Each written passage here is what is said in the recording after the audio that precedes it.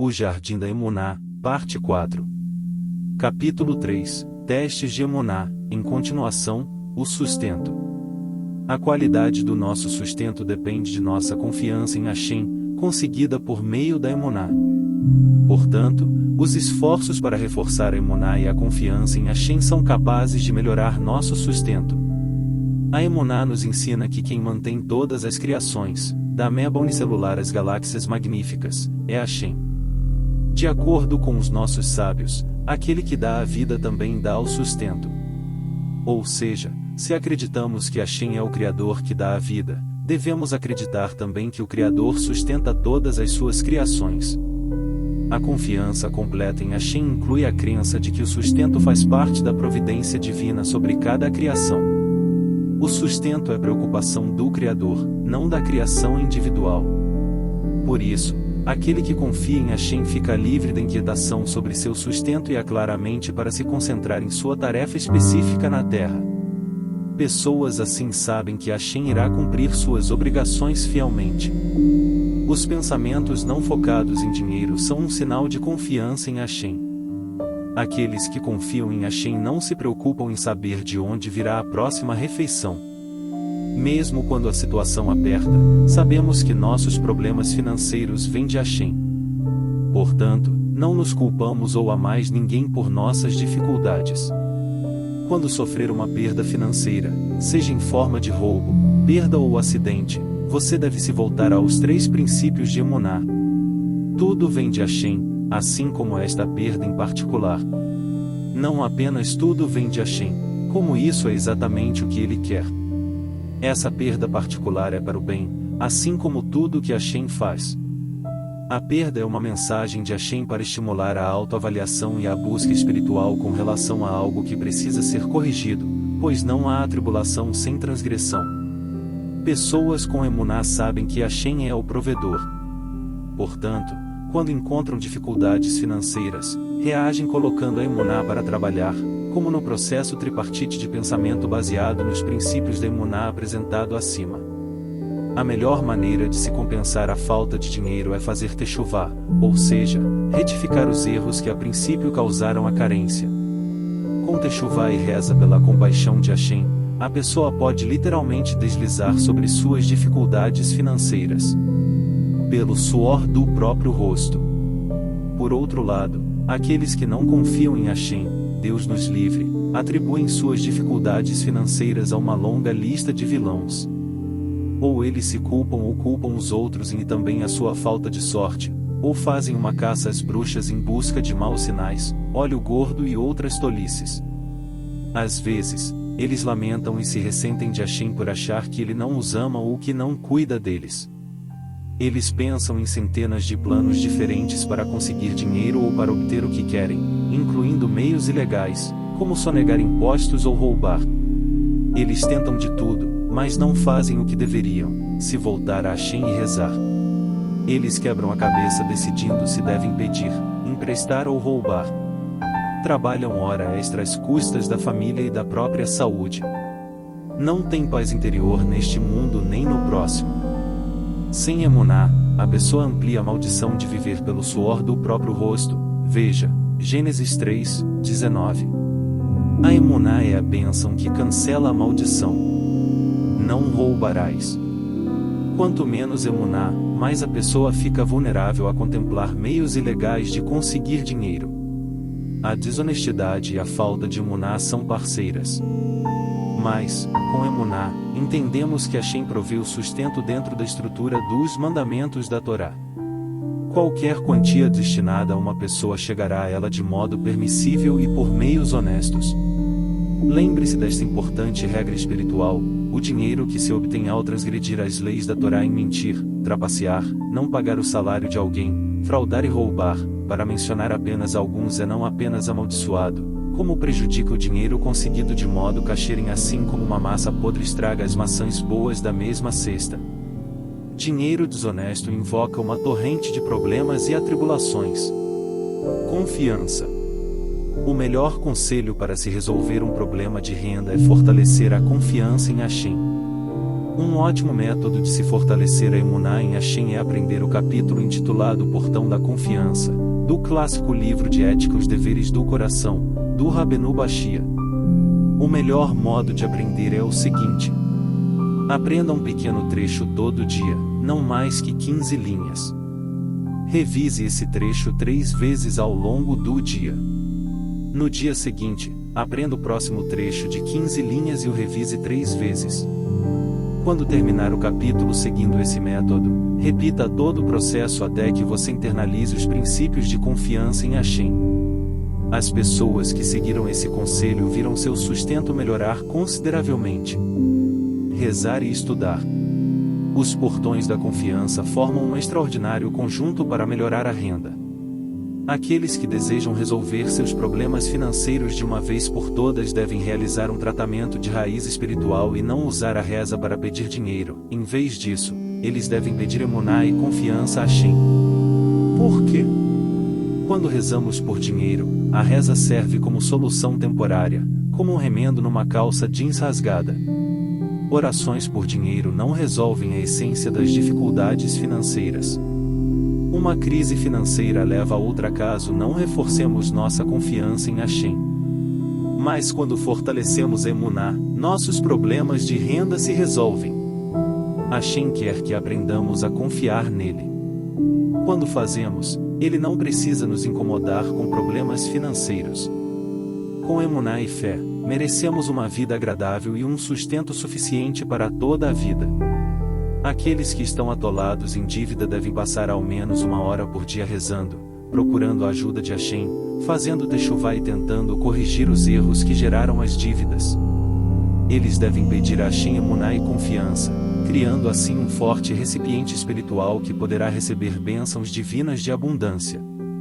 Preocupação e confiança se excluem mutuamente. Um jovem reclamava de dificuldades financeiras a seu rabino, que lhe aconselhou a rezar a Hashem e pedir emuná. O jovem protestou, dizendo que não havia nada de errado com sua emuná. Eu tenho emuná. Ele exclamou, mas estou preocupado com minhas velhas dívidas, minhas novas contas, alimentação e educação de meus filhos. O rabino sorriu. Que seus ouvidos ouçam o que a sua boca acaba de dizer. Você diz ter emuná e no mesmo suspiro diz estar preocupado. Essas coisas não andam juntas, elas se excluem mutuamente. Uma pessoa que realmente acredita em Hashem não fica preocupada. Ela sabe que Hashem sempre alimentará e vestirá a sua família. Aqui está a prova. O rabino mostrou ao jovem uma foto de seu neto, um garoto risonho de bochechas rosadas brincando em uma caixa de areia. Você já viu uma criança de 3 anos preocupada? Não. Uma criança não tem de se preocupar, a mamãe e o papai são responsáveis por trazer o pão para casa. Ele continua brincando na caixa de areia, sua tarefa nesse estágio da vida, e não se preocupa. Ele não perdeu nenhuma refeição até hoje, e confia que não vai deixar de comer no futuro. Do mesmo modo, você deve confiar em seu Pai no céu enquanto se concentra em sua própria tarefa na vida, sem se preocupar também. Hashem não permitirá que você perca uma refeição. O jovem respirou fundo e refletiu sobre as palavras do rabino. A sua missão na vida, continuou o rabino, é servir a Hashem. Deixe Hashem tomar conta da sua situação e preocupação financeiras. Fale com ele da seguinte maneira: Mestre do Universo, não há ninguém para quem eu possa me voltar senão a você, pois o Universo, e tudo que ele contém, é seu. Você mantém todas as suas criações como melhor lhe parece. O meu sustento está em suas mãos e não nas minhas. Por favor, querido Pai, mande-me o meu sustento como lhe parecer mais adequado e me ensine a reforçar minha fé, para que eu possa lhe servir com alegria e confiar totalmente em você e nos modos como você conduz as coisas. Ajude-me a ser sempre fiel a você. O jovem seguiu o conselho do rabino. Quanto mais ele rezava, mais fortalecia sua emuná. Quanto mais ele fortalecia sua emuná, menos dificuldades financeiras ele tinha. Quando acreditamos com fé completa que Hashem é o único capaz de resolver problemas de renda, nosso coração se enche de alegria e confiança, sabendo no fundo que ele não abandona um querido filho. Assim como Hashem não deixou de prover sustento no passado, ele continuará a fazê-lo no futuro. Aquele que confia em Hashem, a benevolência o envolve. Em Salmos 32, 10 Hashem provê o sustento de uma pessoa independentemente de suas habilidades ou de sua retidão. Pense no exemplo de uma criança pequena. Quando ela não se comporta, os pais lhe negam comida, roupa, abrigo ou atenção médica. É claro que não. Se assim é com os seres humanos, e Hashem é infinitamente mais compassivo e misericordioso do que o homem, certamente também é com Hashem. Ele provê as suas criações não obstante a retidão de seu caráter. Na oração de Amidah que recitamos 3 vezes ao dia, dizemos que Hashem mantém toda a vida com benevolência, não dizemos que ele mantém toda a vida com justiça. Ou seja, Hashem provê sustento a todos nós graças à sua incrível benevolência, e não pelo julgamento de nosso mérito. Aquele que dá a vida também dá o sustento. Dificuldades financeiras podem ser uma mensagem de Hashem para que comecemos uma busca espiritual.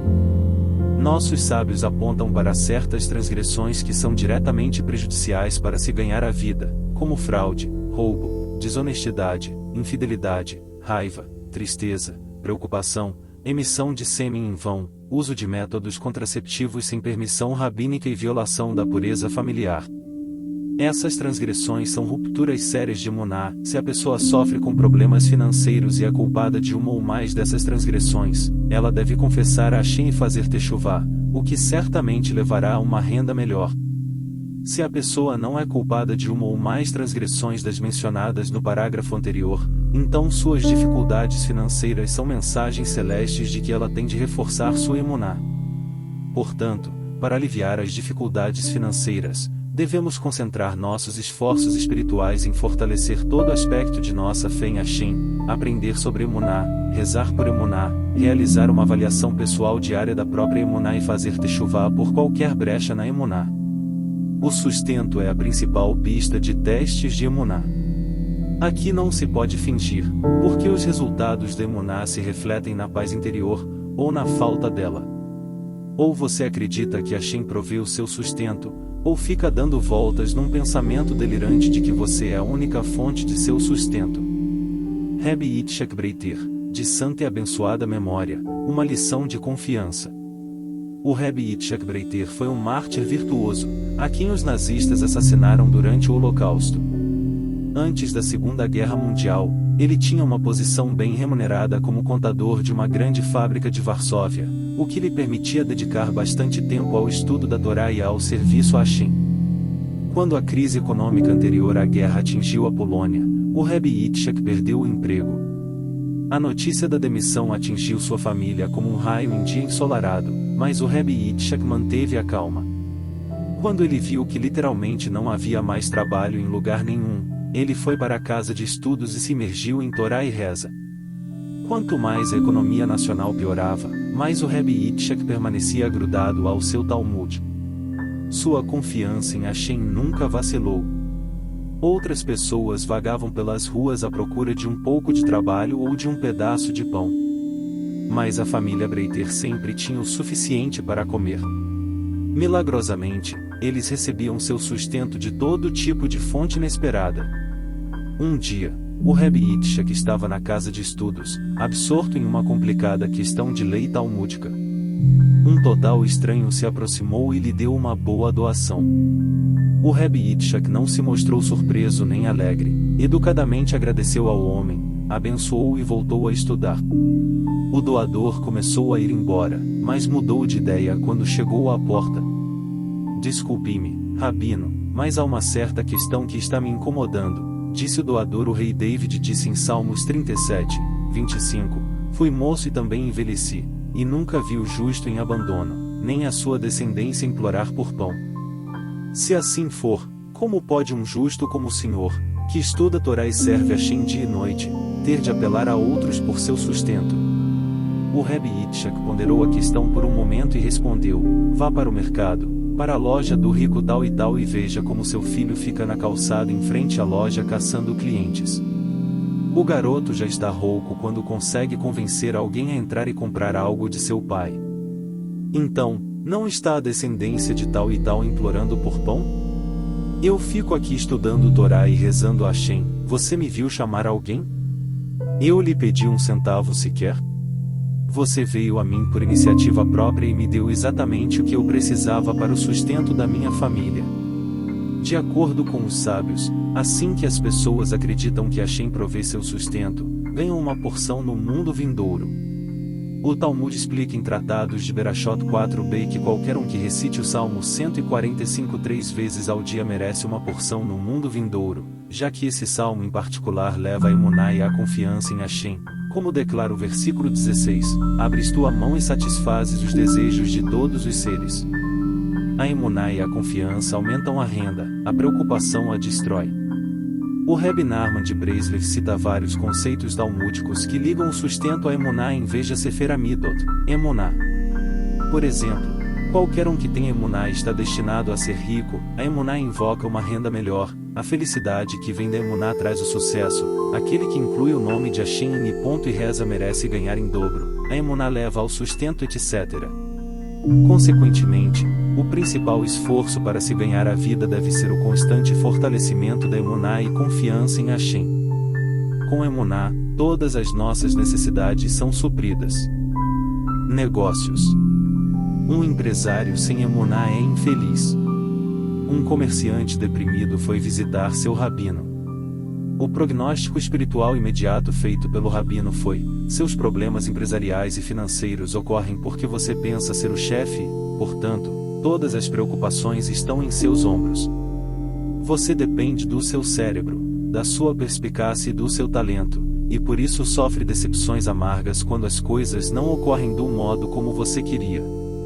Até pior, você deposita sua confiança em pessoas, clientes, fornecedores, bancos e assim por diante, e elas mentem, enganam e o decepcionam. O rabino deixou o homem refletir um pouco e continuou: se você percebesse que Hashem conduz os seus negócios e que você é apenas um administrador, seu trabalho seria muito mais simples, você não precisaria se preocupar nem sofrer, e não teria de perder a cabeça. Como funcionário, você pode se concentrar em fazer o seu trabalho, deixando que o grande chefe, Hashem, se preocupe com o resto. Toneladas de pressão sairiam de seus ombros. Como eu faço Hashem ser o chefe? Perguntou o empresário. Simples. Você diz a Hashem, mestre do universo, quero que você controle os meus negócios. Não tenho como saber se os bancos e os fornecedores estão sendo honestos ou se meus clientes pretendem pagar suas contas. Você enxerga tudo, até mesmo os pensamentos mais profundos do coração de uma pessoa. Você sabe se uma transação futura será lucrativa ou não. Quero que você tome as decisões. Por favor, Pai, ajude-me a confiar apenas em você. Se um acordo não é bom, não deixe que ele seja concluído. Mas se um negócio vale a pena, por favor, faça-o acontecer. O empresário arregalou os olhos, pasmo. Rabino, você está dizendo que Hashem intervém toda vez que uma dona de casa entra em minha loja? É melhor você acreditar. Respondeu o rabino. Hashem coloca o desejo em seu coração para comprar exatamente o produto que está à mostra na vitrine de sua loja.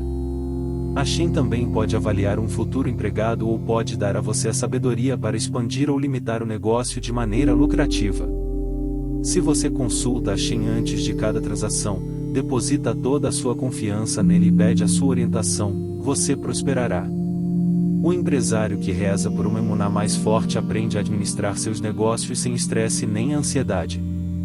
Quando deposita sua fé em Hashem, nada pode assustá-lo ou entristecê-lo. Basicamente, podemos escolher entre dois caminhos na vida empresarial, ou em qualquer outra fase da vida, ou nomeamos Hashem o CEO da nossa companhia, e aproveitamos uma vida suave e tranquila, ou carregamos os problemas sozinhos, com o estresse, as preocupações, os nervos e os problemas de saúde que eles nos trazem.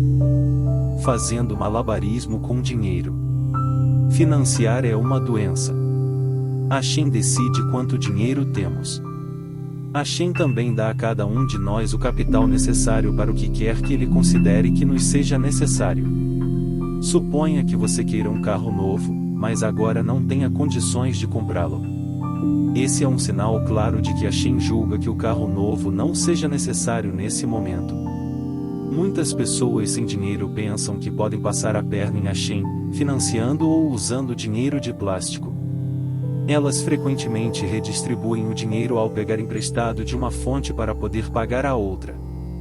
Dívidas de financiamento e de cartão de crédito crescem rapidamente por causa de seus enormes juros. Então, ao tentar enganar Hashem e comprar coisas usando crédito ou empréstimo, as pessoas cavam poços financeiros nos quais eventualmente irão cair. A maioria dos empréstimos e das compras a prazo indica uma falta de emuná. Com emuná, ficamos satisfeitos com o que Hashem nos dá. Se não há dinheiro para o carro novo, significa que Hashem quer que continuemos a dirigir o carro velho por enquanto. Quem tem emuná não cai na armadilha do zero de entrada e juros baixíssimos. Não falta capital a Hashem. Se ele quer que tenhamos o carro novo, ele nos dará os recursos. Suponha que você queira abrir um negócio e tenha 50 mil reais à sua disposição. Nesse caso, você deve procurar um pequeno negócio, uma loja de doces ou uma banca de jornal, por exemplo, e começar a trabalhar. Hashem não quer que você pegue emprestado mais 500 mil reais para um negócio maior. Quem disse que você irá conseguir pagar esse empréstimo? As pessoas que não têm emuná tendem a ter egos inflados. O quê? Eu vou vender doce ou caneta? Elas acham que devem ser grandes empresárias e que podem ter sucesso apenas lidando com altas somas de dinheiro. Se não temos um grande capital, é sinal de que Hashem não quer que o tenhamos. Algumas pessoas pensam que ganharão muito ao trabalhar com dinheiro emprestado. Se elas avaliassem cuidadosamente, veriam que o custo do financiamento engole todos os lucros. Ademais, esses malabaristas financeiros dependem da misericórdia de instituições cruéis como bancos e companhias de financiamento. Assim que um banco ou uma financiadora desliga a fonte de empréstimo, o cliente quebra a cara. Histórias de falência assim são muito comuns. A maioria dos malabaristas financeiros tem mania de grandeza. Se tivessem emuná, entenderiam que Hashem decide quanto dinheiro eles ganharão diária, semanal, mensal ou anualmente. Vamos supor que Hashem dê ao malabarista 100 mil reais por ano, mas ele queira o dobro. Ele acaba desperdiçando dinheiro contratando mais funcionários do que precisa, gastando em publicidade ou desproporcionalmente tentando aumentar os negócios. Com emuná, a pessoa para de fazer malabarismo e faz o melhor que pode com os recursos disponíveis. Pessoas de emuná não são malabaristas, são econômicas, dirigem os negócios em pequena escala e estão satisfeitas com o que têm. O rei Salomão disse de modo tão brilhante em Provérbios 28:20, o homem de fé aumentará suas bênçãos, mas o que se apressa a enriquecer não ficará impune.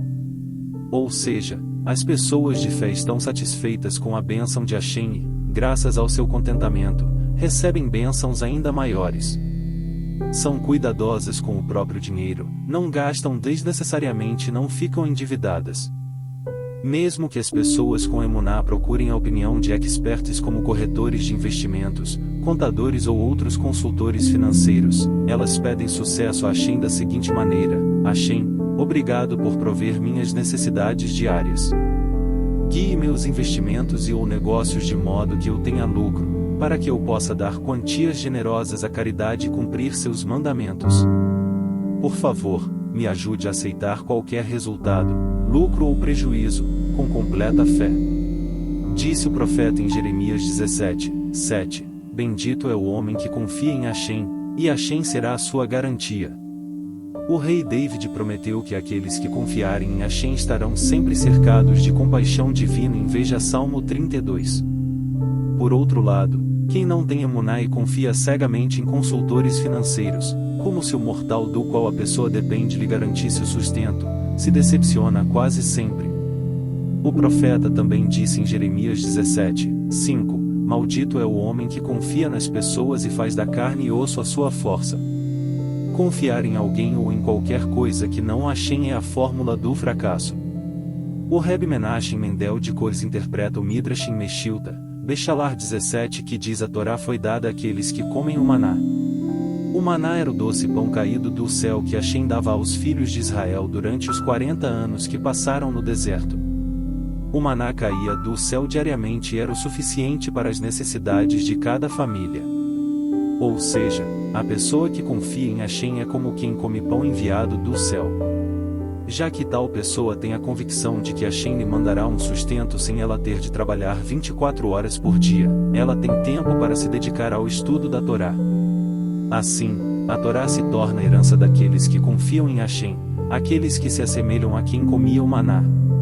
Com Emuná, entendemos que Hashem continua a prover nossas necessidades diárias até hoje. A Emuná libera a energia desperdiçada em correr atrás de dinheiro para ser usada no estudo da Torá. O empresário bem-sucedido. Um princípio fundamental da Emuná com relação ao esforço para se ganhar dinheiro é que nosso sustento é determinado em Rosh Hashanah. Nosso nível de confiança em Hashem é a manifestação prática da Emuná em nossa vida. A confiança inclui a consciência de que Hashem mantém todas as suas criações e que ele faz o seu trabalho de forma confiável. Quando confiamos em Hashem, não nos preocupamos com a próxima refeição, sabemos que aquele que alimentou no passado continuará a fazê-lo no futuro. Também sabemos que nosso sustento não depende da nossa habilidade ou esperteza, depende somente de Hashem. Ninguém pode subtrair da renda que Hashem destina a uma pessoa. O Talmud afirma enfaticamente em Tratado Yoma 38b que um ser humano é incapaz de tocar a porção destinada a outro ser humano. Sabendo desse fato, nunca precisamos nos preocupar ou temer algo ou alguém. A confiança em Hashem, internalizar o princípio fundamental de Emuná segundo o qual o nosso sustento é predeterminado e vem exclusivamente de Hashem, nos capacita a conduzir os negócios com convicção e lucidez. Estresse, ansiedade e preocupação ficam de fora. Quando confiamos em Hashem, vivemos com paz interior, evitando as armadilhas das loucas jogadas e negócios em busca de dinheiro à custa de nossa saúde física, emocional e espiritual. Parece exagero? Eis o que a busca fútil por dinheiro faz com uma pessoa: danos emocionais, preocupação, raiva, estresse e ansiedade que também podem resultar em depressão e oscilações bruscas de humor. Danos físicos. As dificuldades emocionais acima aumentam as chances de ataques cardíacos, distúrbios digestivos, derrames e problemas cardiovasculares. Deus nos livre. Ademais, elas servem de trampolim para vícios como álcool, tabaco e outras drogas. Danos espirituais. Os caçadores de dinheiro se esquecem das leis da Torá e muitas vezes valem-se de desonestidade, fraude, roubo e outras transgressões que causam máculas severas na alma. Com confiança em Hashem, não pensamos em dinheiro o dia todo. A paz de espírito está apenas a 2 palavras de distância: Hashem provê. Ter um negócio é um teste contínuo de fé. Empresários são testados a cada segundo. Se eles acreditam que seu sustento vem de Hashem, ficam tranquilos e conduzem suas obrigações honestamente. Se acreditam no contrário, em que sua renda depende de seu próprio esforço e aptidão, então provavelmente estão trabalhando duro demais e desperdiçando energia em toda sorte de planos para ganhar mais dinheiro. Toda a vida de uma pessoa depende da emuná de que Hashem provê para toda a criação. A emuná cria um cano espiritual limpo pelo qual a abundância corre, diretamente do céu para a conta bancária ou para a mesa de jantar. Beber do cano da emuná é como beber de um cálice de prata. Sem emuná, bebe-se do equivalente a um cano de esgoto, em que a renda é contaminada com emoções negativas, má saúde e danos à alma. Decida qual opção de vida você prefere, pois, basicamente, há apenas 2. Primeira, você pode acreditar que Hashem predetermina a sua renda e que cada centavo destinado a você irá chegar na hora certa.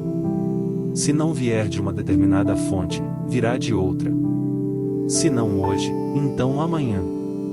Consequentemente, você fica sereno e evita os transtornos causados por negócios ilegais e desonestos, hipertensão, úlceras e ataques cardíacos. Segunda, você não acredita em Hashem ou em sua capacidade de mantê-lo. Você dá cabeçadas na parede tentando ganhar a vida e fica bravo e irritado na maior parte do tempo porque a existência se tornou uma morte em vida.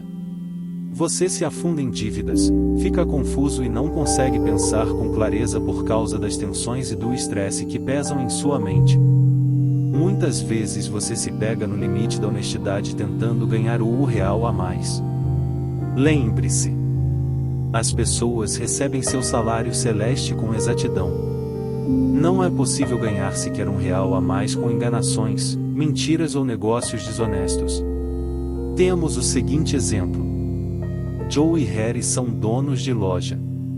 Cada um deles está destinado a ganhar R$100 mil neste ano. Joe ganha seu dinheiro honestamente com boa fé e, portanto, o aprecia.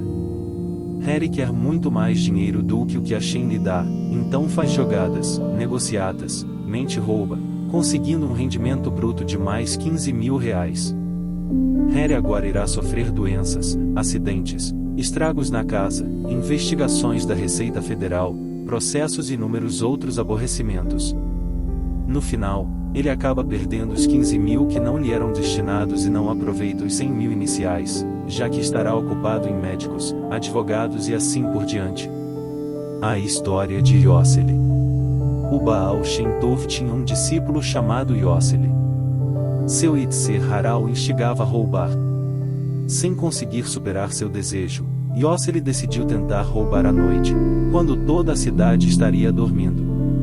Ele estava de olho na mansão de Lady Sarah, a ampla residência de 3 andares que ficava no bairro onde todas as solteironas ricas viviam.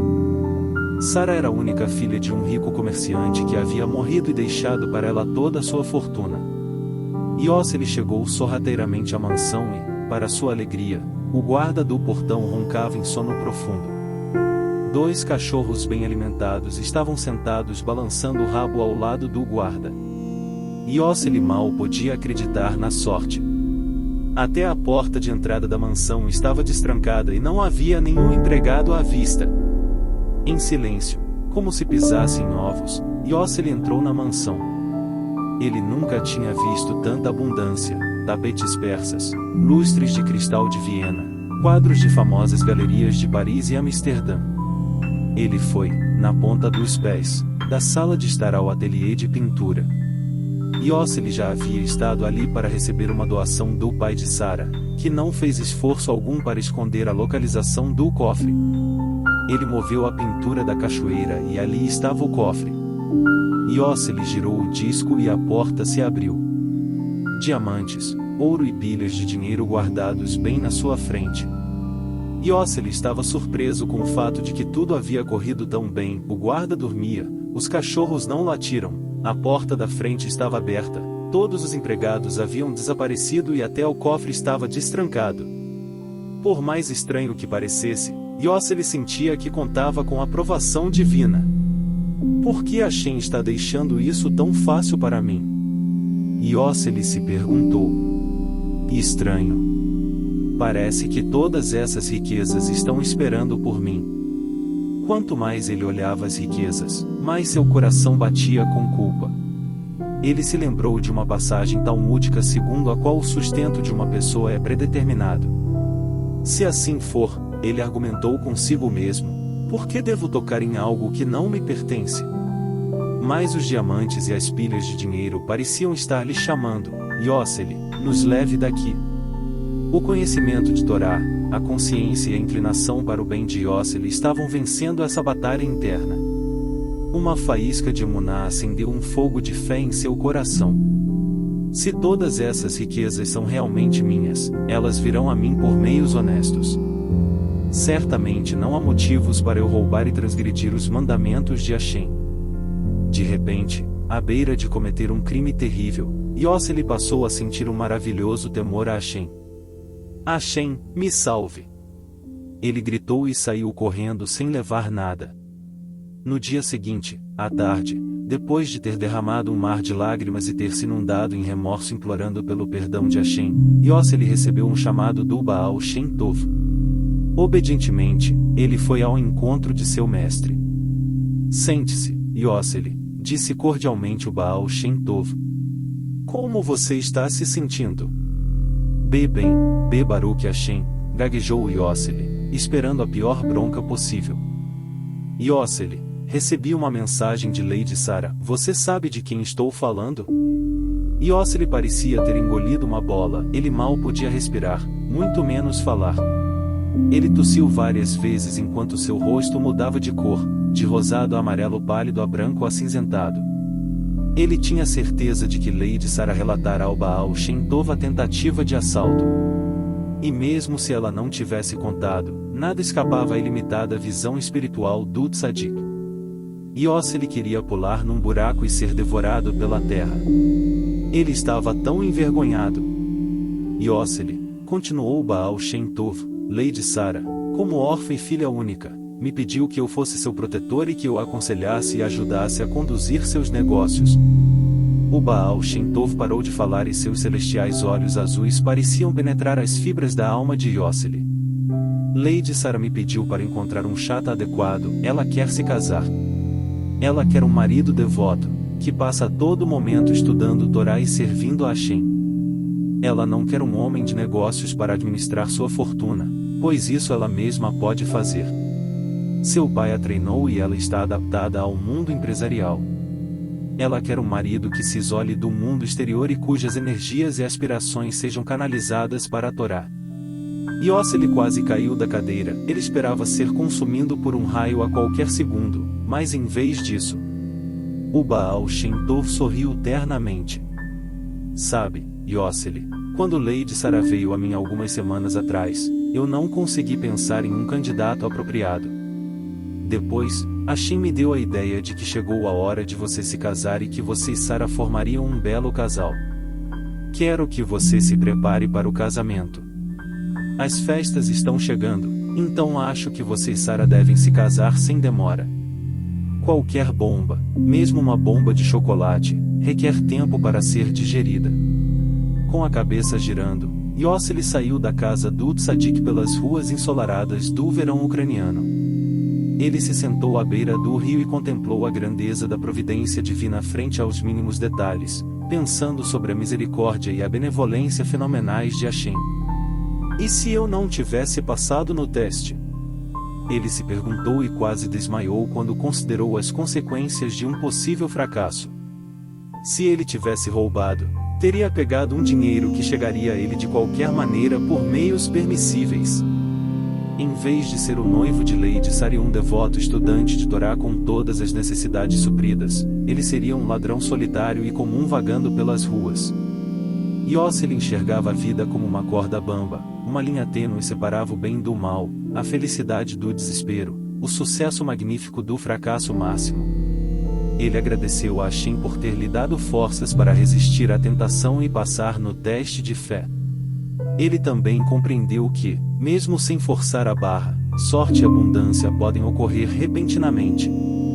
Para que o dinheiro, ou qualquer outra coisa, traga bênçãos, ele deve chegar às pessoas por meios permissíveis. Quando alguém prematura ou ilegalmente pega algo que não é seu, arrisca-se a perder o que conseguiu e a perder também o que lhe era destinado. Muitos não visualizam de maneira tão clara a abundância que lhes é reservada como aconteceu com Yoseli. E poucos percebem que as necessidades do futuro já estão garantidas. Nossos esforços para ganhar dinheiro são apenas testes sobre como vamos ganhar o sustento igual de maneira direta e honesta ou por meio de negócios duvidosos, fraudes, trapaças etc. Essencialmente, somos todos como Yoseli, com emuná e paciência, receberemos tudo de que precisamos. Talvez você esteja pensando sobre a boa sorte de Yoseli ter se casado com uma mulher rica. Saiba que mesmo se Yoseli não se casasse com Lady Sarah, ele receberia a fortuna de qualquer modo, por meio de qualquer outra maneira. Para Hashem não há limites quanto às maneiras pelas quais ele manda o sustento das pessoas. Tudo tem a sua hora.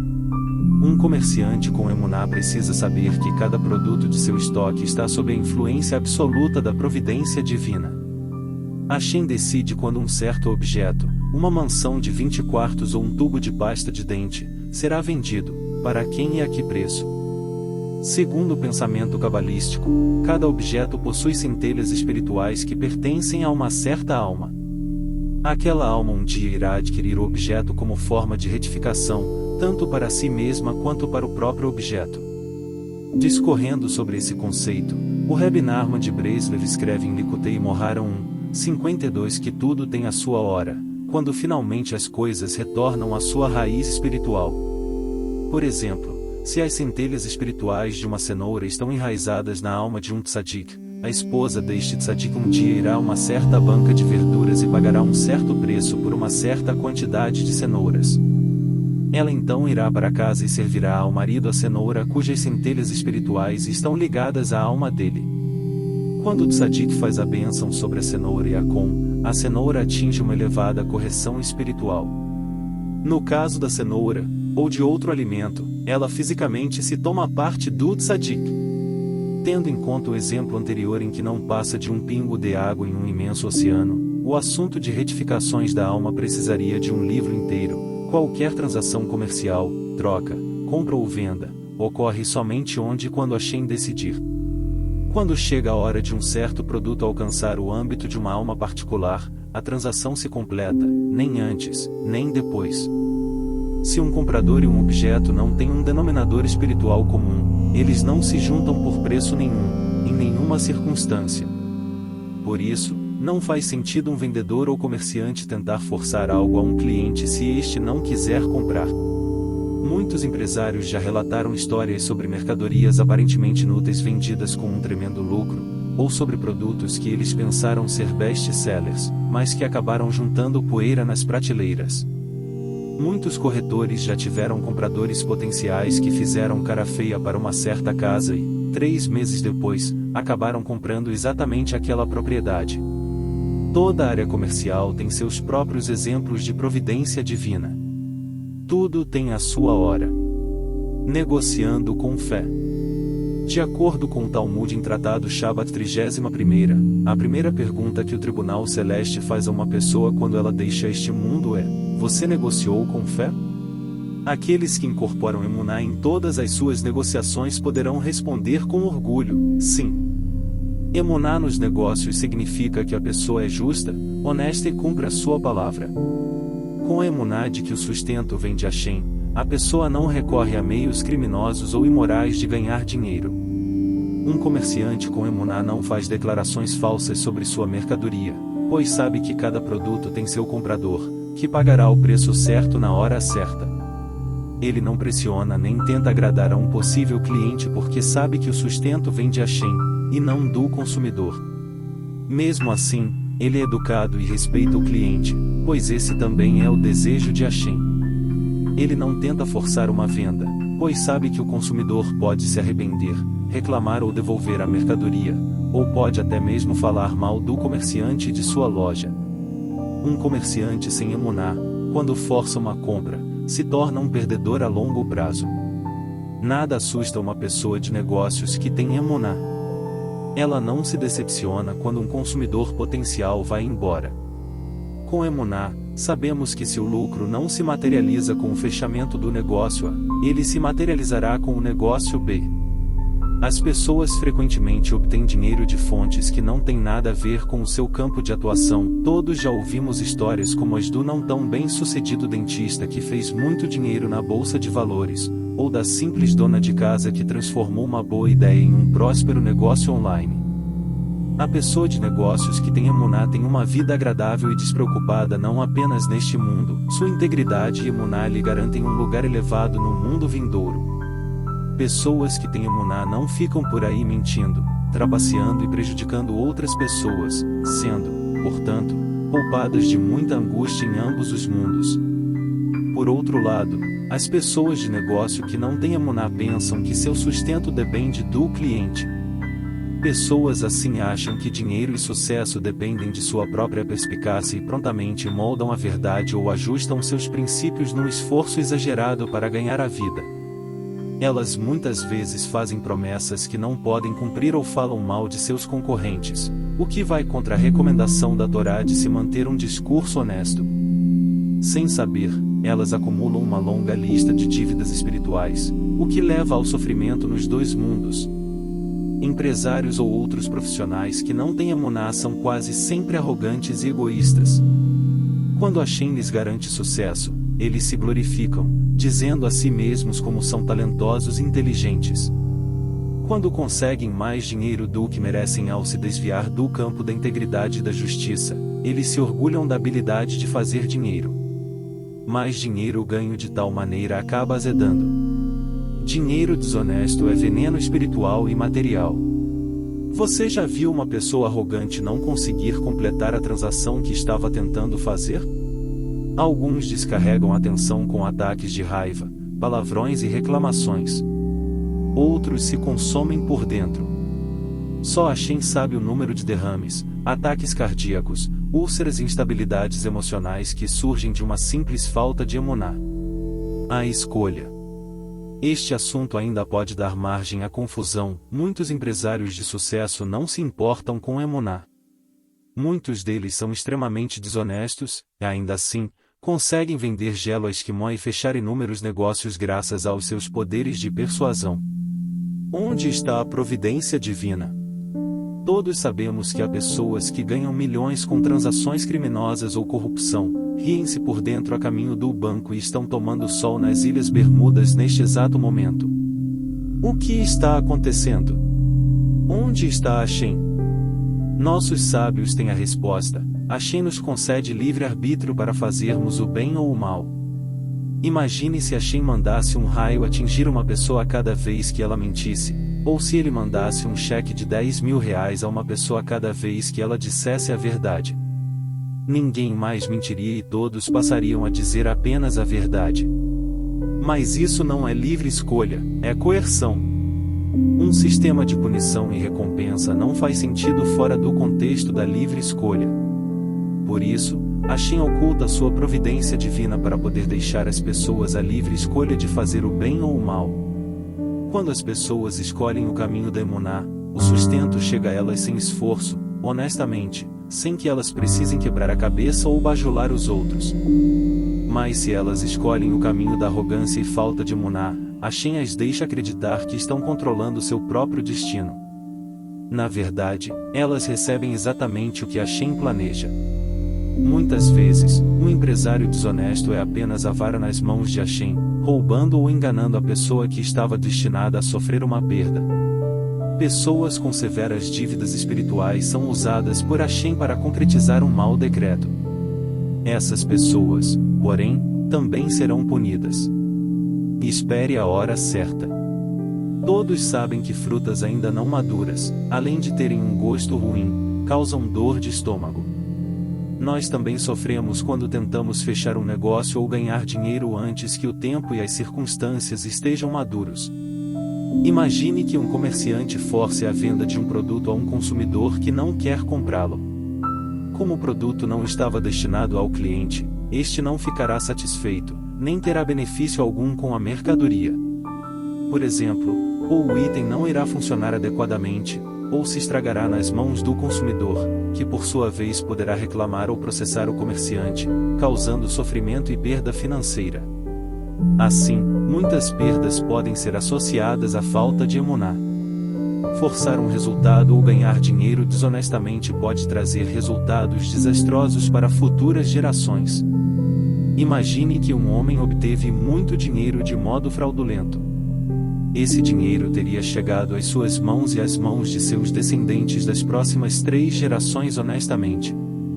Mas como ele trapaceou para conseguir fundos que ainda não estavam maduros, ele debulhou a árvore financeira cujos frutos estavam destinados aos seus filhos, netos e tataranetos. As 3 seguintes tragédias acontecem. O dinheiro verde do trapaceiro vai apodrecer em suas mãos, ou ele será afastado do dinheiro, ou o dinheiro será afastado dele. Os filhos, netos e tataranetos do trapaceiro provavelmente serão terrivelmente pobres ou sofrerão enormes problemas financeiros. O trapaceiro terá de passar por penosas retificações da alma no mundo vindouro. Lembre-se da seguinte regra de ouro: o que é seu virá em boa hora. Você não tem de pegar à força aquilo que está destinado a você de qualquer modo. Quando você acredita que Hashem proverá, sua vida fica calma, agradável e produtiva. Se você acha que seu destino e seu sustento estão em suas mãos, sua vida será um inferno de pressão e decepção, combinado a inúmeros obstáculos, inclusive a tentação de conseguir dinheiro desonestamente. A escolha é sua. Jogos de azar. Os jogos de azar são uma doença terrível e viciam mais que álcool, tabaco e drogas. Eles literalmente enterram as pessoas, reduzindo-as a uma condição sub-humana. Jogo e emuná não se misturam. A cobiça por dinheiro é a causa do vício no jogo, que não apenas deixa a pessoa maluca, como a faz esquecer Hashem, a verdade e emuná na providência divina. Deus nos livre. Jogar parece um caminho para o dinheiro fácil, mas o brilho do caminho fácil não é nada mais que uma avenida ilusória em direção a uma vida de amargura, lares desfeitos, dívidas, agiotas e máximo desespero. Os jogos de azar fazem a cabeça girar. O Yetzer Hara tem um modelo padrão para fazer as pessoas caírem em sua armadilha. Ele mostra a uma pessoa alguém que conseguiu a sorte no cassino. A pessoa pensa que é a próxima na fila para pegar o pote de ouro. Com a fantasia da riqueza fantástica que alimenta a sua imaginação, o jogador desperdiça todo o seu dinheiro em busca do arco-íris de riquezas. Um jogador pode vender seu negócio, sua casa e seu carro para continuar jogando os dados. Ele se esquece da esposa e dos filhos. Se pudesse, ele os venderia também. O lucro que não passa de prejuízo. De acordo com a lei judaica, dinheiro ganho em jogo é considerado uma aquisição ilegal. O jogador é considerado um indivíduo não confiável, cujo testemunho é inaceitável em um tribunal religioso em Shulchan Aruch, Shoshin Mipat 34, 16. Dinheiro ganho em jogo não tem bênção. O jogador não receberá nenhum benefício de tal ganho, pois dinheiro de jogo é espiritualmente podre. O jogador sempre perde. Em Rosh Hashanah, um decreto celeste determina quanto cada pessoa terá de lucro ou de prejuízo durante o ano. Por exemplo, suponha que John Doe esteja destinado a ganhar R$150 mil este ano, e a perder R$30 mil. Mesmo que John Doe tente todos os truques do mundo e contrate um exército de estatísticos e analistas de sistemas para aconselhá-lo a como apostar nos dados, ele não ganhará mais do que sua original porção anual. Mas se ele persiste na reza, doa generosas quantias para a caridade e sai de seu caminho para ajudar a quem precisa e para educar seus filhos em Torá, ele pode acabar recebendo até mais do que a porção inicial. Mas, preste bastante atenção, se ele joga, pode perder mais do que iria perder originalmente, pode perder até mesmo todos os seus bens. John Doe, o jogador, coloca em perigo sua casa, suas possessões e todo o seu dinheiro, ou provavelmente cairá em um poço fundo de dívidas que o escravizará para o resto da vida. De qualquer modo, o jogador é um perdedor. Seu ganho é dinheiro amaldiçoado e ele não ganhará nenhum centavo a mais do que o que lhe era destinado sem o jogo. Mas suas perdas podem ser ilimitadas. Vale a pena? Cruel como um corvo.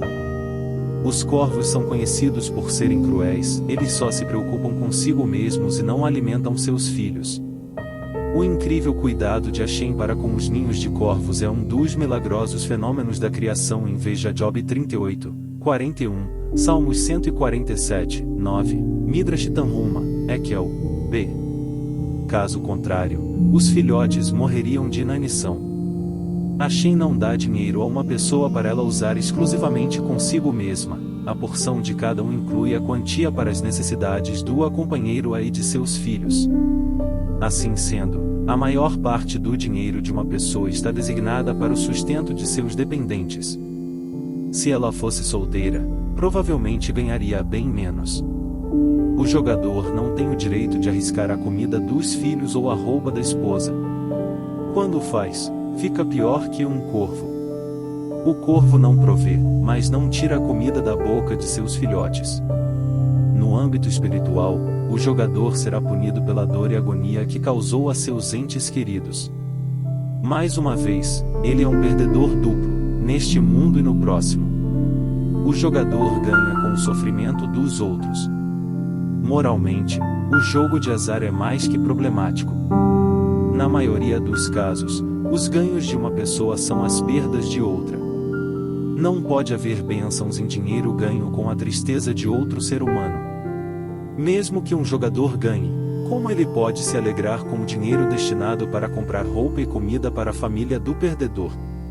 Quem acredita no Todo-Poderoso evita qualquer contato com o jogo. O desejo de jogar está enraizado na negação de Hashem. Portanto, um jogador que quer deixar o vício deve rezar a Hashem por emuná. Ele deve implorar para que Hashem o ajude a confiar que todo o seu sustento e todas as suas necessidades vêm de Hashem por meio da magnífica providência divina. Jogar, assim como outras maneiras moralmente questionáveis de se obter dinheiro, enferruja os límpidos canos pelos quais passam a abundância. Hashem não precisa da ajuda do jogador para mandar a ele sua renda pré-determinada. Bilhetes de loteria. De acordo com a lei judaica, os ganhos da loteria são permitidos porque não representam a perda de ninguém. Entretanto, comprar bilhetes de loteria não é 100% compatível com o espírito da emuná. Se a pessoa quer comprar um bilhete de loteria, deve comprar apenas um. Se Hashem quer que a pessoa ganhe o prêmio, ele dá um jeito de o bilhete ter o número vencedor. Quem compra muitos bilhetes de loteria mostra que confia em estatísticas ou chances aumentadas, e não em Hashem, além de desperdiçar um dinheiro que seria alocado para necessidades básicas. Os bilhetes de loteria são, portanto, um teste de fé. Quem acredita na providência divina de Hashem não compra mais que um único bilhete.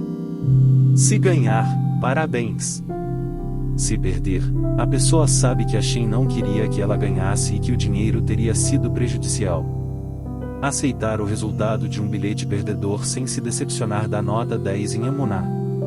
Sem emuná, as pessoas compram vários bilhetes para aumentar as chances de ganhar. Quem deposita fé em probabilidade e sorte não apenas desperdiça dinheiro, como fracassa no teste da emuná. Por quê? A maioria das pessoas não possui os meios espirituais para conviver com muito mais do que o habitual, o que causa confusão e arrogância. De repente, um novo marido rico não quer mais a esposa, e vice-versa. Muita gente alimenta fantasias de glamour e grandeza, como se isso fosse consequência direta do dinheiro. Muitos usam o dinheiro de maneira imprudente, esbanjam ou fazem investimentos insensatos e acabam caindo nas mãos de golpistas, parentes gananciosos, novos amigos ou bandidos de colarinho branco como advogados, contadores ou corretores antiéticos. Nesses casos, a nova riqueza é uma grande dor de cabeça. A emuná é o recipiente espiritual adequado para a riqueza. O rico que tem emuná sabe que o dinheiro pertence a Hashem. O dinheiro não passa de um depósito temporário em nossas mãos para que possamos cumprir os mandamentos de Hashem. Quem sabe disso não fica arrogante. Se sabemos que Hashem pode nos tomar o dinheiro num instante, então para que ostentar? Os ricos nos níveis mais altos de emuná doam 20% de seus ganhos para a caridade. Eles são eternamente gratos a Hashem e mostram sua gratidão ajudando instituições de estudo da Torá e projetos de caridade pelo mundo. Com emuná, passamos no teste do dinheiro com notas altas. O contrário é verdade quando não se tem emuná. Os ricos, especialmente os novos ricos, são consumidos pelo medo de perder dinheiro. Eles ficam arrogantes e confusos. Seu sonho de riqueza se torna um pesadelo, pois eles não têm em quem confiar. Eles não passam no teste da emuná. Felicidade ou riqueza. O desejo de fazer dinheiro rápido demonstra a falta de emuná. Aqueles que acreditam em Hashem sabem que sua qualidade de sua vida não depende do dinheiro, mas sim da importância que atribuem à emuná e de como conseguem realizar a vontade de Hashem. Reza, caridade e techuvá são as únicas soluções para dificuldades financeiras. Se Hashem nos dá problemas financeiros, não é o dinheiro que resolverá a situação. A única maneira de acabar com os problemas é a techuvá, já que não há tribulação sem transgressão. Enquanto a pessoa se abstém de fazer techuvá, mesmo com todo o dinheiro do mundo, ela sofrerá por causa de suas transgressões pendentes e não corrigidas. Mas com techuvá e um saldo espiritual positivo, pode-se viver uma vida doce e agradável mesmo sem um centavo no bolso. O Rebbe Aharon de Kiblitz era extremamente pobre, mas incrivelmente feliz o tempo todo. Certa vez, um amigo rico do Rebbe disse que o invejava. O homem rico disse que estava sempre comprando presentes para sua esposa e para seus filhos, mas eles nunca estavam satisfeitos e sempre reclamavam. A família do Rebbe Aron, porém, era sempre feliz apesar da carência material. Isso porque ele estava sempre disposto a sorrir. As pessoas devem estar contentes com sua porção na vida e não devem lutar por riqueza. Nossos sábios dizem que quanto mais temos, mais nos preocupamos. De qualquer modo, a melhor maneira de conseguirmos suprir nossas necessidades é rezar, apelando ao nosso Pai misericordioso por sua compaixão e bênção divina. Shalom Bait, paz no lar. O teste principal. Os principais testes de fé estão em casa. Involuntariamente, ao esposo e os filhos testam nossa fé o dia todo. Eles têm demandas de tempo, dinheiro e atenção. Às vezes, eles nos frustram e nos humilham, e nunca parecem estar satisfeitos. A emuná é o único jeito de passar por esses testes. Os desafios de um relacionamento conjugal requerem um nível maior de emuná do que as dificuldades encontradas fora de casa.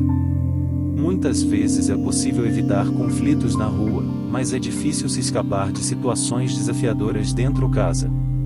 Ademais, podemos trocar de amigos e colegas muito mais facilmente do que trocar de esposa, já que um relacionamento conjugal implica muito mais obrigações. O verdadeiro tikkun, ou retificação da alma, começa apenas quando saímos de casa. Os solteiros geralmente vivem sem precisar de muito esforço para adquirir emuná. Mas as demandas de se ter esposo e filhos tornam a vida praticamente intolerável sem emuná. Por exemplo, os solteiros podem evitar a convivência com quem eles não se dão bem, pois na maioria dos casos eles não são obrigados a manter contato. Se podemos nos afastar de situações difíceis, nossa emuná não é testada. Onde não há necessidade de enfrentar uma dificuldade, não há teste nenhum. Por outro lado, uma pessoa casada e responsável simplesmente não pode abandonar sua família. Esposo e filhos são os testes diagnósticos de emuná. Na estrutura do meio familiar, podemos saber se realmente temos emuná ou não. Por exemplo, Roberto é solteiro e trabalha como representante de marketing de uma grande companhia. Se um de seus colegas de trabalho o insulta ou o incomoda, ele responde e muda de humor rapidamente. Ele está mais que pronto para destilar uma dose dupla de veneno para qualquer um que pise no seu pé. Às vezes, porém, Roberto se desvia de um soco verbal para preservar uma imagem que ele quer criar para seus clientes. É de seu interesse parecer ser uma pessoa distinta e de caráter impecável, especialmente se isso o ajuda a fechar um negócio. Na verdade, Roberto é mal-humorado e egocêntrico. Se enfrentasse um problema conjugal, ou ele destruiria sua mulher e seus filhos, ou acabaria se divorciando. A fim de evitar qualquer um dos dois tristes destinos, ele deve aprender a ter emuná. Caso contrário, ele nunca passará nos testes do ambiente familiar. Uma pessoa casada deve dar, e não apenas receber. Devemos constantemente prover as necessidades de nossos dependentes, ouvir seus problemas e dar-lhes tempo, atenção e compreensão. Para cumprir essas tarefas, temos de ser calmos e serenos. Sem emuná, paz interior e serenidade são coisas totalmente impossíveis. Uma pessoa não casada pode ter um sorriso artificial e convencer o mundo de que ela é feliz e satisfeita. Mas depois do casamento, a verdadeira medida da felicidade se revela, especialmente quando é preciso abrilhantar o lar com alegria e confiança. Um marido não pode fazer sua mulher e filhos felizes quando ele próprio é infeliz. A verdadeira felicidade é impossível sem emuná, e a vida em família é uma importante pista de testes de emuná. Relacionamentos extrafamiliares, especialmente segundo as normas da sociedade moderna, se baseiam em vantagens mútuas. Coce as minhas costas e eu coçarei as suas é o tipo de pensamento que indica relacionamentos interesseiros feitos para se conseguir dinheiro, fama, dignidade, status social, avanço e reconhecimento. Mas em casa, a pessoa tira a máscara da diplomacia interesseira e age naturalmente. Se ela não tem emuná, odiará dar sem receber. Uma pessoa assim certamente terá atenção em casa, para dizer o mínimo. Se desejamos Shalom Bait, paz no lar, temos de aprender a ter emuná. Emuná e Shalom Bait são diretamente proporcionais. Eis uma importante regra geral: a Shalom Bait de um casal é diretamente proporcional à sua medida de emuná. Quanto mais emuná, mais pacífico é o lar. Quando uma pessoa se casa, ela pode realmente conseguir uma emuná duradoura. Um casal deve aprender, desde o início de seu relacionamento, a olhar da perspectiva da emuná tudo o que acontece em casa. Quase todos os acontecimentos diários entre um casal e seus filhos, membros familiares ou colegas de trabalho são testes de emuná. Portanto, é preciso um constante sistema de apoio dos 3 níveis de emuná. Emuná, techuvá e submissão à vontade de Hashem não são apenas as melhores ferramentas, mas sim as únicas ferramentas para se resolver problemas em casa. Seja feliz com o que lhe cabe na vida. O Talmud em Tratado Ta'ani 23b conta uma história encantadora. O Rabino Mani foi ao Rebbe Yitzhak ben Eliashib e reclamou: "Não aguento a minha esposa, ela não é nem um pouco bonita." O Rebbe Yitzhak ben Eliashib perguntou: "Qual o nome dela?" O Rabino Mani respondeu que seu nome é Hana. "Então que Hana seja bonita," declarou o Rebbe, um tzadik. Tudo o que ele dizia era certamente uma bênção. Hana ficou linda. Pouco tempo depois, o Rabino Mani voltou ao Rebbe com uma nova reclamação: "Desde que você abençoou minha esposa, ela se tornou cada vez mais bonita. Mas quanto mais bonita, mais arrogante." "Se é assim," disse o Rebbe, "então que Hana retorne ao seu estado anterior." O Rabino Mani voltou para casa e foi recebido por uma Hana sorridente e agradável, mas bem feia. O Rabino Mani adorou sua mais nova esposa enfeiada porque ela era humilde, agradável e completamente sua. Esse caso talmúdico exemplifica como Hashem sabe o que é melhor para cada um de nós. A emuná na providência divina é a fé de que tudo o que Hashem faz é para o bem e para o nosso máximo benefício individual. Com esse tipo de emuná, estamos sempre felizes com nossa porção na vida, sabendo inequivocamente que mesmo as carências da vida são o resultado da intervenção pessoal de Hashem para o nosso benefício. Hashem dá a cada um de nós o que precisamos para alcançar nossa retificação da alma e para cumprirmos nossa missão na terra. Por outro lado, uma pessoa sem emuná tem listas intermináveis de reclamações. A esposa culpa o marido por todos os seus problemas, o marido só cultiva reclamações e críticas sobre sua mulher e está certo de que ela é a causa de seu sofrimento. É de se entender que um lar assim seja uma panela de pressão. Os filhos sem dúvida cultivam uma variedade de distúrbios emocionais. Um casal nesse estado é reprovado no teste de emuná. Sustento, felicidade e bem-estar dependem de emuná. Divórcio. Esta sessão é obrigatória para aqueles que desejam a verdadeira paz no lar, assim como para aqueles que estão pensando em divórcio ou estão quase se divorciando. Se você já é divorciado, então esta sessão o ajudará a planejar e administrar sua vida de agora em diante. Um dos líderes mais sábios desta geração disse que o alto número de divórcios atualmente é resultado de uma geração mimada que não percebe que o sucesso conjugal requer trabalho duro. Também tivemos nossa cota de dificuldades, mal-entendidos e brigas, mas nunca consideramos a opção de acabar com o casamento, ele disse. Nosso objetivo era construir um relacionamento de sucesso, portanto, estávamos preparados para investir esforços e alcançar nosso objetivo. Se não tivéssemos a paciência e a perseverança necessárias a um casamento, não teríamos colhido os frutos de filhos, netos e bisnetos que enchem a nossa vida de alegria. Esta sessão tem como objetivo corrigir o conceito equivocado segundo o qual um casamento bom é algo automático. Casais com problemas olham para casais felizes como se estes simplesmente tivessem sorte, o que está longe de ser a verdade. Mesmo um casamento entre duas pessoas justas e de caráter impecável sofre com tensão e divergências. Para conviver em paz com alguém, devemos aprender a ceder e a renunciar. Muitos terapeutas de casais ensinam que casamento é dar e receber. De acordo com os pensamentos chassídico e judaico esotérico, casamento é apenas doação.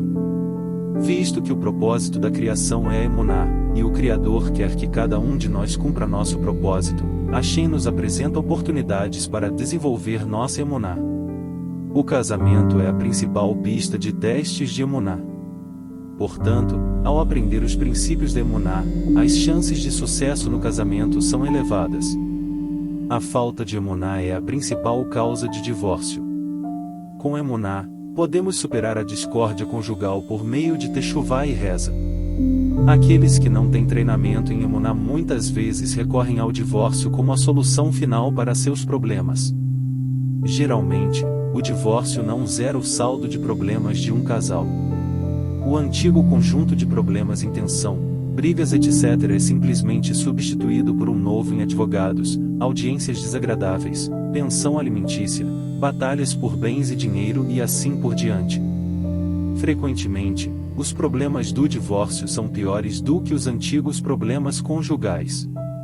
Sem emuná, casais infelizes atribuem seus problemas a uma longa lista, da casamenteira mentirosa a sogros horríveis e má sorte. Mas com emuná na providência divina de Hashem, a pessoa compreende que suas próprias transgressões são a causa de seu sofrimento, pois não há tribulação sem transgressão. Então, com techuvá e um treinamento básico em relacionamentos conjugais segundo a Torá, qualquer um é capaz de ter sucesso no casamento. Se a pessoa não faz techuvá nem retifica os erros do passado, o sofrimento conjugal é perpetuado. A melhor das terapias para casais não ajudará uma pessoa que não faz techuvá. É como colocar um bom vinho em um copo sujo. Sem techuvá, o divórcio não traz alívio. Ninguém pode escapar de Hashem. Portanto, divórcio sem techuvá só toma a vida ainda mais insuportável.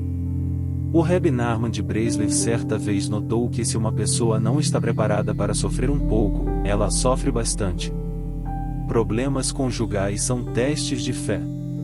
Um casal deve saber que uma vez juntos sob a chupá, eles são almas gêmeas com uma retificação em comum. Por meio de esforços adequados, eles podem chegar à perfeição. Mas a estrada rumo ao êxtase matrimonial às vezes é esburacada. Sem emuná, muitos casados querem saltar do trem assim que a viagem passa a não ser 100% suave. Não existe erro maior.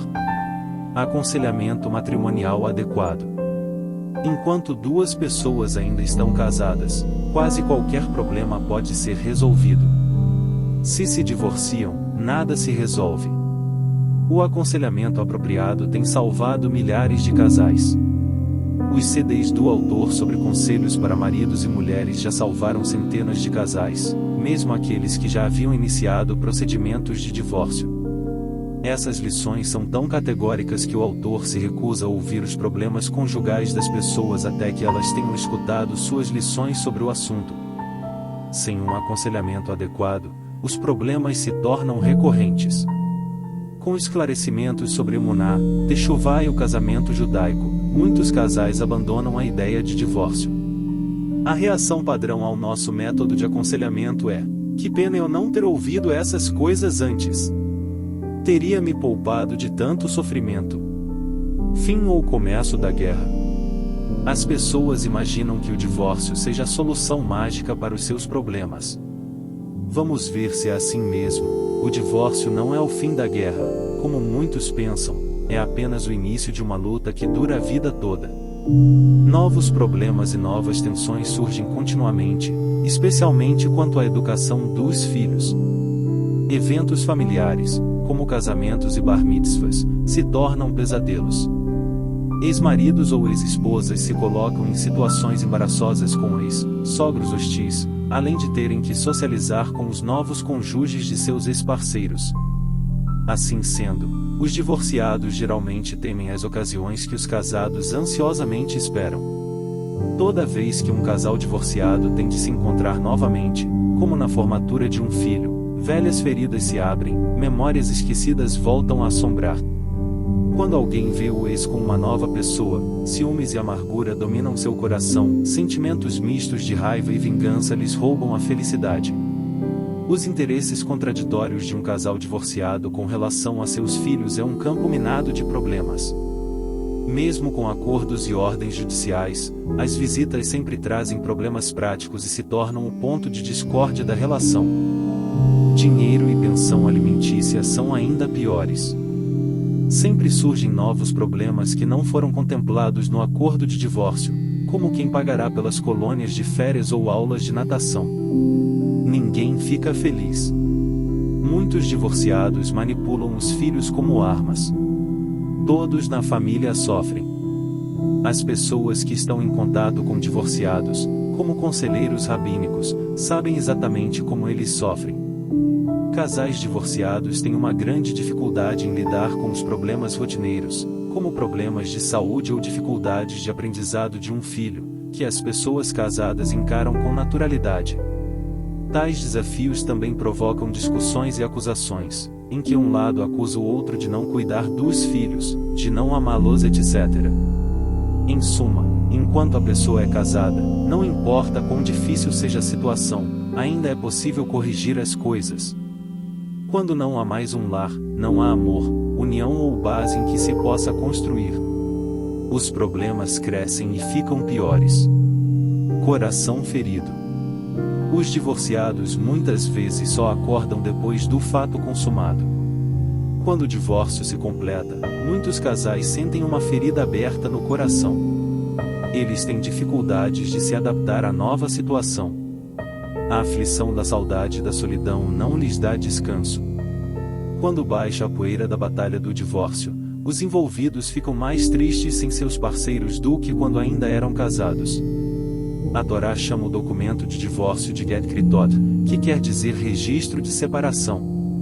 Essa denominação é bastante adequada, já que, segundo o pensamento espiritual judaico, as almas de duas pessoas casadas são na verdade as metades de um todo. Então, quando duas pessoas se divorciam, suas almas são separadas uma da outra, o que equivale a fazer uma cirurgia cardíaca sem anestesia, é uma tortura. E a solidão se estabelece. Antes do divórcio, as pessoas tendem a imaginar todos os tipos de fantasias sobre o futuro de rosas e sobre o casamento dos sonhos que as espera. Quando o divórcio se completa, elas descobrem que seu valor no mercado de casamento é bem mais baixo do que pensavam. Não existe uma fila de homens esperando mulheres divorciadas, especialmente as que têm filhos. Do mesmo modo, as mulheres são cautelosas com homens separados. O divórcio é um sério estigma que complica a busca por um novo parceiro. Os divorciados não admitem, mas muitos deles se arrependem e, se pudessem, voltariam no tempo. Elimine a raiva de seu coração. As feridas emocionais de vários divorciados se manifestam em raiva, insultos e sentimentos obsessivos de vingança. O ódio e a raiva que eles cultivam com relação a seus ex-parceiros funcionam como ácido emocional que corrói as paredes do coração. Enquanto um dos lados guardar rancor, os dois lados sofrerão. Ódio e raiva invocam julgamentos severos tanto para a pessoa que odeia como para o odiado. Portanto, do ponto de vista espiritual, um divórcio não resolve nada quando o ressentimento continua. É muito mais fácil fazer as pazes quando ainda se é casado. Depois de um divórcio, perdoar e esquecer, uma obrigação para os dois lados poderem reconstruir a vida, é praticamente impossível. A solução real. Antes de dar o passo irreversível do divórcio, pare e pense, com um aconselhamento básico e boa vontade, é possível salvar a própria vida e também a dos filhos. Pode-se também salvar centenas, se não milhares, de dólares. Para isso, é preciso engolir um pouco de orgulho e expressar a disposição de recomeçar. Os CDs de aconselhamento matrimonial do autor, que já salvaram centenas de vidas em Israel, estão agora disponíveis mundialmente em inglês. Essas gravações devem ser ouvidas várias vezes até que os princípios de um casamento feliz se tornem uma segunda natureza. Ignorância. A maioria dos divórcios é causada pela ignorância do marido quanto aos princípios de paz no lar. Por exemplo, um marido que não apresenta um comportamento extremo, não bate na mulher nem é criminoso, ganha um salário razoável e é fiel, ainda pode se dar mal no casamento se está constantemente criticando e culpando a esposa.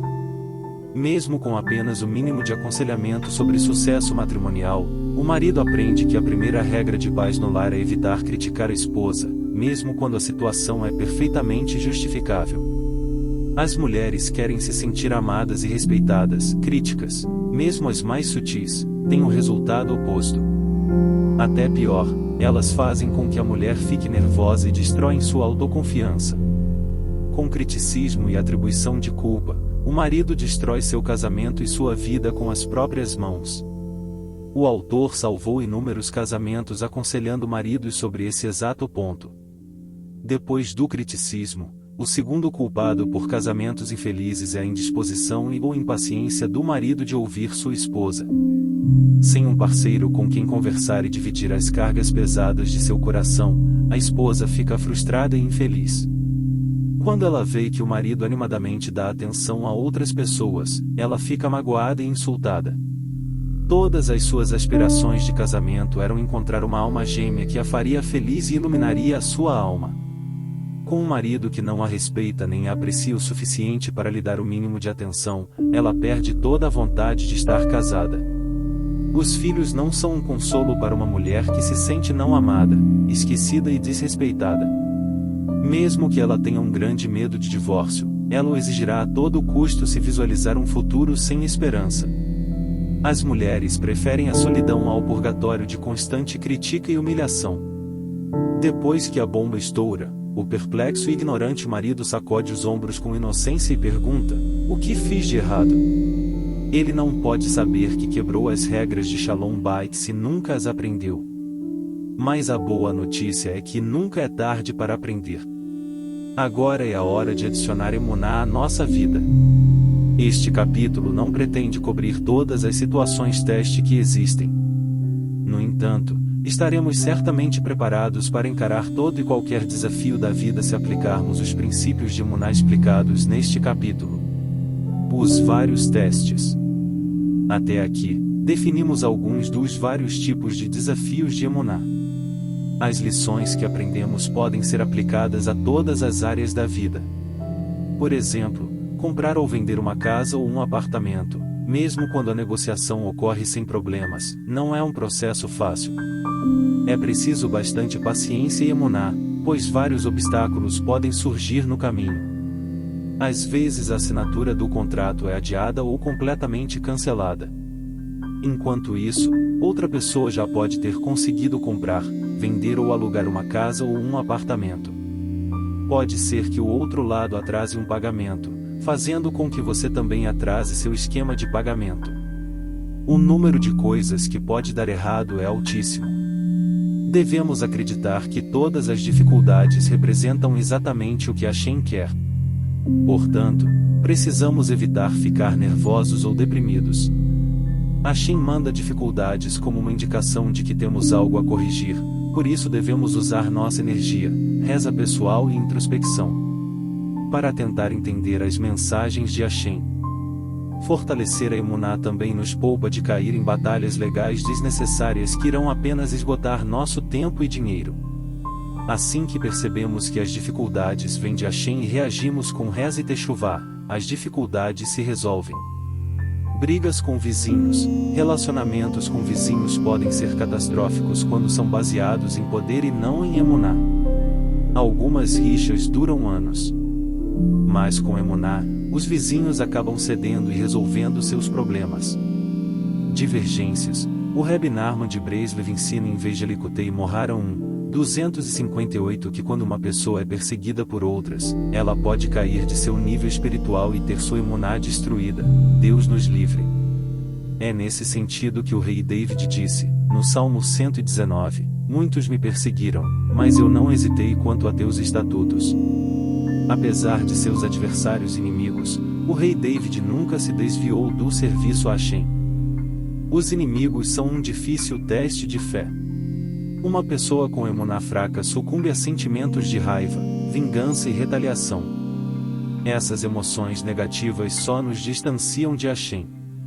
Com emuná, rezamos a Hashem e deixamos que Ele lute as nossas batalhas.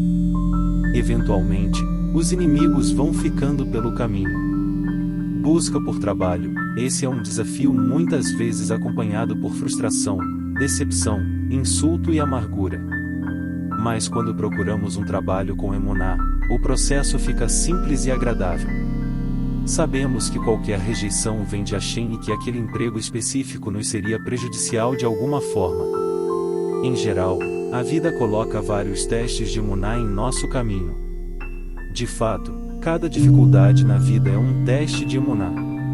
Não é preciso culpa ou sentimentos de inadequação. Portanto, não há necessidade de se atormentar. Aceite que suas dificuldades vêm todas de Hashem e servem para estimular e facilitar seu crescimento espiritual, tudo para o bem. Toda vez que uma pessoa passa em um teste de emuná com sucesso, ela sobe mais um degrau na escada espiritual, garantindo uma vida melhor neste mundo e no próximo. Os 4 filhos. Há uma maneira de aliviar ou de neutralizar nossos sofrimentos e problemas neste mundo, como veremos no próximo exemplo. Um pai pune seu filho. Se o filho for estúpido, ele guardará rancor e passará a odiar o pai. Se esse filho tem bom senso, ele entende que foi castigado por uma razão, mesmo que não tenha gostado da punição. Quando compreende o que fez de errado, ele admite seu erro, expressa seu remorso, pede desculpa e promete melhorar. E mesmo que ele não entenda exatamente o que fez de errado, pede perdão ao pai e diz: desculpe-me por tê-lo aborrecido, pai. Ajude-me a evitar o mesmo erro no futuro. Um filho realmente inteligente compreende que seu pai o ama e que a punição aconteceu para o seu próprio bem. Então ele aceita sua punição e diz: pai, sei que sua intenção era me despertar para que eu me aproximasse de você. Obrigado por me dar tanta atenção, isso significa muito para mim. Pai, por favor, me explique o que fiz de errado e me ajude a melhorar. Quando o pai mostra o erro ao filho, este expressa remorso, admite o erro, pede perdão e decide agir melhor no futuro. O terceiro filho do nosso exemplo está em um elevado nível de consciência espiritual. Ele aprecia seus problemas, pois reconhece ter imperfeições que precisam de correção. E ainda há o quarto filho, que ultrapassa os 3 irmãos. Ele não espera a punição para melhorar. Todo dia, ele faz uma checagem completa, uma autoavaliação em que analisa tudo o que fez naquele dia e se pergunta se suas ações foram mesmo corretas segundo os pedidos e padrões de seu pai. Ele fala com o pai todo dia: pai, graças à maravilhosa educação que você me deu, tive a felicidade de fazer tal e tal ação. Muito obrigado. Por outro lado, acho que meu comportamento hoje em outra ocasião não foi do modo como você esperava. Sinto muito. Vou fazer o melhor para fortalecer minhas fraquezas. O pai de um filho assim fica radiante de satisfação e alegria. Que ser humano bonito! Que filho sensível, atencioso e humilde! Ele não espera que eu o castigue, está sempre tentando melhorar. E mesmo se ele fizesse algo gravemente errado, como eu poderia puni-lo? Ele está sempre se autoavaliando, está sempre tentando cumprir as minhas vontades. Então, se um dia ele cometer um erro, eu lhe darei uma dica sutil. Com sua sensibilidade, ele certamente entenderá. O pai não vai querer nada mais que realizar os desejos desse filho maravilhoso. Ao refletir sobre seus outros 3 filhos, o pai diz: gostaria que meus outros filhos falassem comigo por iniciativa própria todo dia. Se eles percebessem como eu os amo, eles pediriam o que quisessem e eu ficaria feliz em dar. Mesmo o filho que guarda rancor de mim saberia do meu amor se falasse comigo todo dia. O filho amoroso. Imagine um filho amoroso que agradece ao pai todo dia por todas as coisas que recebe. Imagine que o mesmo filho sempre confessa seus erros sem precisar ser repreendido. Se isso não bastasse, o filho está sempre buscando, cada vez mais, o amor do pai. Se esse fosse o seu filho, como você poderia puni-lo? Agora sabemos como ser os queridos filhos e filhas de Hashem. Tudo o que temos de fazer é dedicar 1 hora por dia à reza, sozinhos, seja em um campo, no escritório ou na cozinha, e falar com Hashem, nosso querido Pai, com as nossas próprias palavras. Analisamos tudo o que fizemos nas últimas 24 horas desde a última sessão de Todedudo, nossa reza pessoal solitária. Julgamo-nos em 3 níveis: pensamento, fala e ação. Corrigimos nossos erros e decidimos melhorar. Pedimos a Hashem que nos aproxime dele. Esse processo de reza pessoal nos liberta de estresse, preocupação, tristeza e de todas as outras emoções negativas. Ainda melhor, quando nos julgamos, Hashem não deixa o tribunal celeste nos julgar, e nos poupamos de muito sofrimento e de julgamentos severos. Preste atenção. Aquele que dedica 1 hora por dia à reza pessoal está em um nível espiritual ainda mais elevado do que a pessoa que aceita seus problemas com alegria, pois o primeiro não espera até ser despertado por uma tribulação, por vontade própria, ele busca servir a Hashem cada vez mais.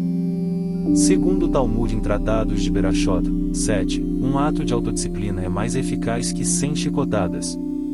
Assim sendo, a pessoa autodisciplinada se poupa de inúmeros problemas na vida. Caro leitor, pare e pense sobre o maravilhoso presente de Hashem que é a possibilidade de falarmos com ele sempre que quisermos, a qualquer hora do dia ou da noite. Agora podemos entender o que o Reb Nachman quis dizer quando afirmou que Todedut é algo mais virtuoso que qualquer outra coisa. O poder da reza simples. 1 hora de Todedut e busca espiritual é tão importante que pode proteger o mundo todo. O Reb Nachman de Breslev disse certa vez em Sishodara 70, como permitimos que Hashem traga decretos severos para o mundo? Devemos afastar Hashem de todas as suas outras tarefas. Devemos afastá-lo dos decretos severos para o mundo. Devemos dizer a ele que deixe tudo de lado e nos escute, pois queremos pedir que ele nos deixe chegar mais perto. Quando uma pessoa deseja falar com Hashem, ele deixa todo o resto de lado. Até os maus decretos são colocados em segundo plano nessa hora. Hashem deixa tudo de lado para ouvir a pessoa que busca a sua presença. O significado desse trecho é que qualquer pessoa em homem, mulher ou criança, independente de seu nível espiritual atual, até mesmo a pessoa mais baixa e desprezível da terra, tem o direito de se aproximar de Deus e de falar com Ele. E não apenas isso, Hashem escuta. E quem sabe, talvez neste exato minuto, os planos perversos de um tirano ou de um terrorista estão sendo anulados porque o limpador de rua local está falando com Hashem.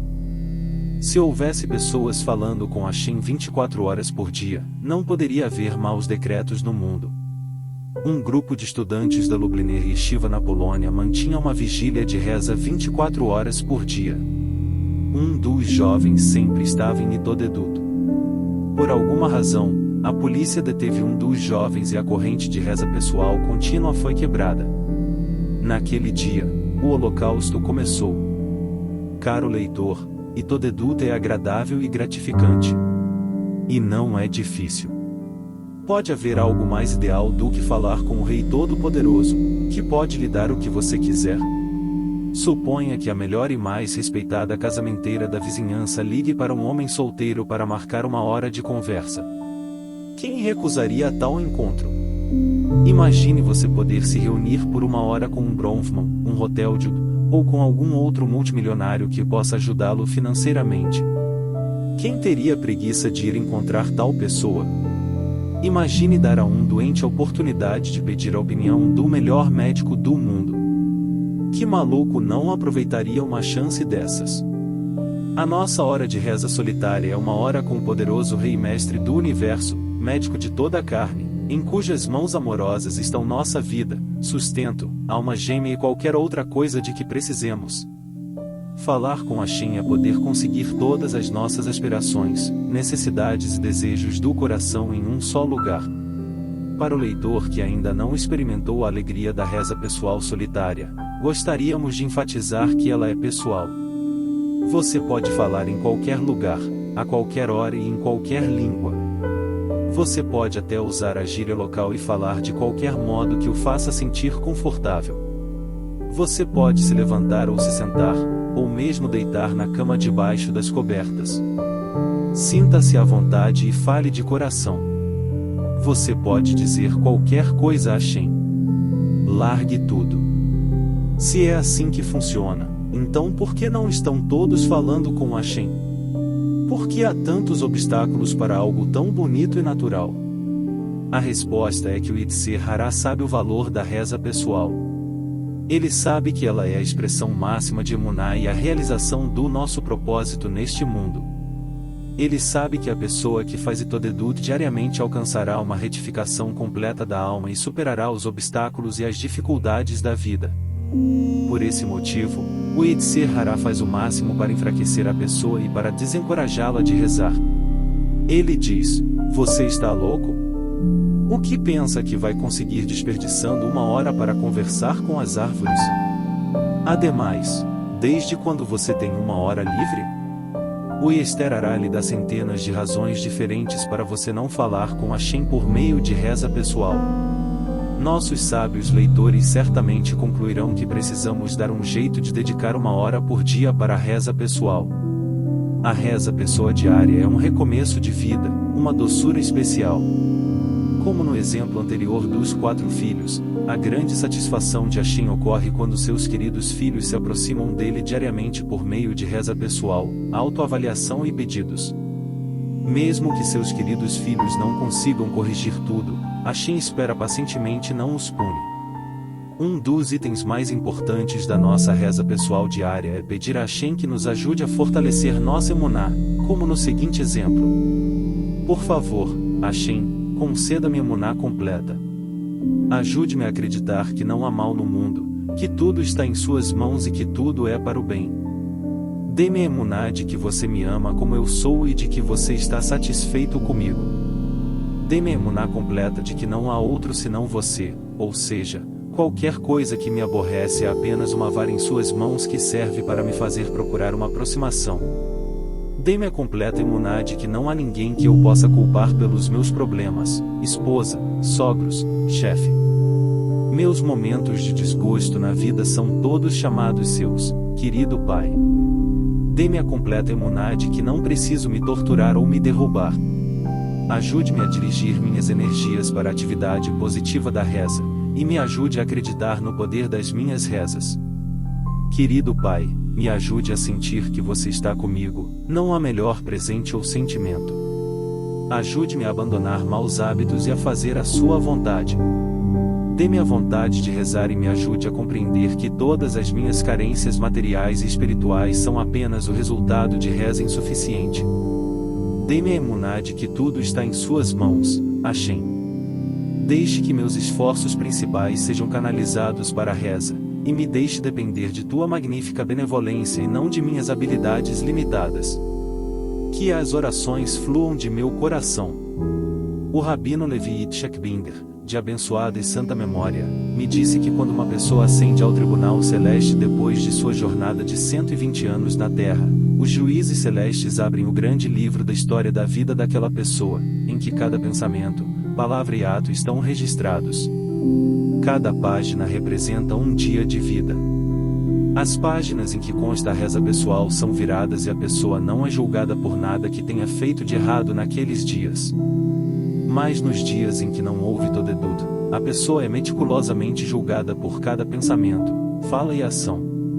Agora sabemos por que o Yetzer Hará arma tamanha briga contra a reza pessoal. Cada dia é uma nova guerra pela hora de Todedut. Por isso, temos de ser corajosos e não desistir. E Todedut é o portão de entrada para nos conectarmos a Hashem. Se esse conteúdo te ajudou de alguma forma a melhorar teu estado de ânimo, ou mesmo, de te dar ensinamentos relevantes para o teu crescimento espiritual e material, te peço que você contribua com o fortalecimento desse canal, deixando a sua curtida e algum comentário abaixo, para que a plataforma possa entender que esse material é relevante, e poderá ajudar também outras pessoas. Conto com você, e até o próximo vídeo. Fique em paz. Que Deus te abençoe.